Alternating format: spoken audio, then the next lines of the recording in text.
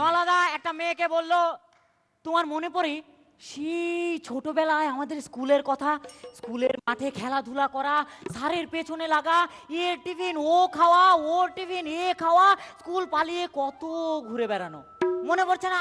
কেমনে পড়বো, তুমি আমি তো আলাদা স্কুলে পড়তাম। লাল্লুদের ক্লাসে বিজ্ঞান পরীক্ষার খাতা বেরিয়েছে। লাল্লু তো খাতা হাতে নিয়ে হা হা করে হাসতে লাগলো। তোমার বললো, তোমার লজ্জা করে না লাল্লু? মাত্র 5 পেয়ে হা হা করে হাসছো? ওই জন্যই তো হাসছি ম্যাডাম, আমি তো খাতায় গানের কয়টা লাইন লিখছিলাম। নলাদা লাল্লুকে নিয়ে চিড়িয়াখানায় বেড়াতে গেছে। একটা বাঘের খাঁচার সামনে যাওয়ার পর লাল্লু তো ভয় পেয়ে বললো, আচ্ছা আব্বা, এই বাঘটা যদি তোমার এখন খেয়ে ফেলে তাইলে কি হবে? কি আর হবে, তোকে একাই বাড়ি ফিরতে হবে। ঠিক আছে, কত নাম্বার বাসে উঠবো আব্বা? নলাদা রাত্রিবেলা প্রচুর মদ খেয়ে বাড়ি ফিরেছে। তারপর ঘরের আয়নার সামনে দাঁড়িয়ে দেখে বলল, এই এই লোকটারে কোথায় যেন দেখছি, কই দেখছি। মনে করতে না পেরে শেষমেশ আলমারি থেকে একটা অ্যালবাম বের করেছে। তারপর অনেকক্ষণ দেখে বলল, ওরে বেটা, তুইও আমার বউরে বিয়ে করছিস? নলাদা বিরাট বড় লোক হয়ে গেছে। তো একবার বৌদি আর লাল্লুকে নিয়ে একটা 5 স্টার হোটেলে খেতে গেছে। ঢুকতেই ওয়েটার বলল, স্যার টেবিল দেবো? না, কোট প্যান্ট পরে মাটিতে বসে খাই। নলাদা গাড়ি চালাতে চালাতে এক লোকের বিড়াল চাপা দিয়ে দিয়েছে। সাথে সাথে নলাদা নেমে লোকটাকে বলল, সরি, আমি আসলে না দেখে এটা করে ফেলছি, বলুন এর ক্ষতিপূরণ হিসেবে আমি কি করতে পারি? আচ্ছা, ইঁদুর ধরতে পারেন? ভ্যালেন্টাইন্স ডের দিন সব বয়ফ্রেন্ডরা তাদের গার্লফ্রেন্ডকে গোলাপ ফুল উপহার দিচ্ছে। নলাদা গিয়ে নলাদার গার্লফ্রেন্ডকে একটা ফুলকপি ধরিয়ে দিয়েছে। গার্লফ্রেন্ড বললো, এ কি, সবাই গোলাপ ফুল দিতেছে, তুমি আমারে ফুলকপি দিলা? দাম তো দুইটার একই, ওরা ফালা দিব, তুমি কেটে খেয়ে নিও। রাত্রিবেলা দুটো উকুন বার থেকে প্রচন্ড রকম মদ খেয়ে রাস্তায় বেরোলো। তারপর একটা আরেকটাকে কি বললো, কি হেঁটে হেঁটে যাবেন, একটা কুকুর ধরবো। নলাদা বিয়ের জন্য মেয়ে দেখতে গেছে। গিয়ে মেয়ের মাকে জিজ্ঞেস করলো, তা আপনার মেয়ে কি করে?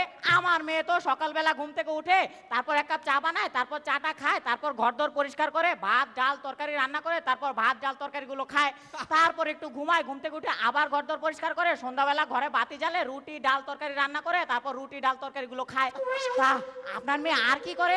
সারাদিন ধরে এত কিছু খাইলো, তারপর একটু পটি করে।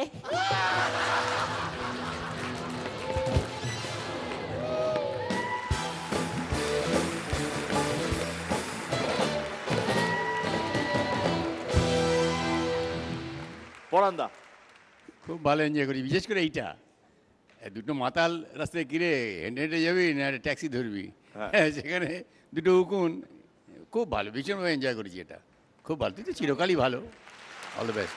বেনুদা, আনওয়ারুল আলম সজল, কল্যাণপুর, ঢাকা। না, আমার সকলের মতন আমারও ভীষণই ভালো লেগেছে।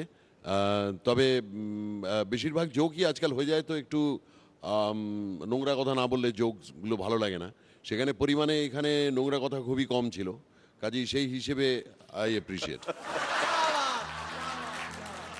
এই চিন্ময়, বেনুদার চেকটা এখনই দিয়ে দাও তাহলে। স্যার এই তো সবে দুপুর হলো। বুঝতেই পারছি আগামী সময়গুলো কিরকম কাটবে। মাঝরাত পর্যন্ত টানবো জিনিসটা, এই তো সবে দুপুর হলো।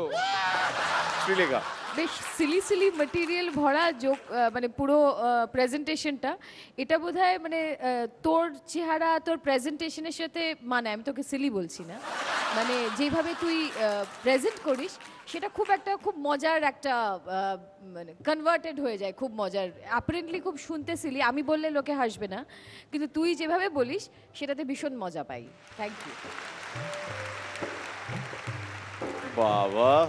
রনিদা, প্রেজেন্টেশনটা সত্যি অনবদ্য, তোর মানে নিজের একটা চমৎকার নিজস্ব ধরন রয়েছে এবং এনার্জিটা তো ফাটাফাটি। এই দুটার উকুন, এ দুটো আমার বেস্ট লেগেছে, বাকিগুলো খুব মজার, সব মিলিয়ে ভালো। All the best.